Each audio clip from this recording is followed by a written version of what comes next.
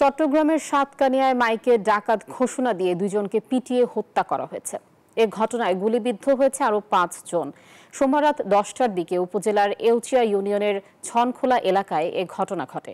ঘটনাস্থলে গোলাগুলির সময় গুলিবিদ্ধ 5 জনকে প্রথমে চট্টগ্রাম মেডিকেল কলেজ হাসপাতালে ভর্তি করা হয়। পরবর্তীতে সেখান থেকে নগরের একটি বেসরকারি হাসপাতালে নিয়ে যাওয়া হয়। স্থানীয়রা জানান, আধিপত্য বিস্তার নিয়ে এই ঘটনা ঘটেছে। পুলিশের ঊর্ধ্বতন কর্মকর্তারা ঘটনাস্থল পরিদর্শন করেছেন। কী কারণে এ ঘটনা ঘটেছে তা তদন্ত করা হচ্ছে বলে জানিয়েছে পুলিশ। মসজিদের মেঘে এলাও দিচ্ছে যে ডাকাত ঢুকছে।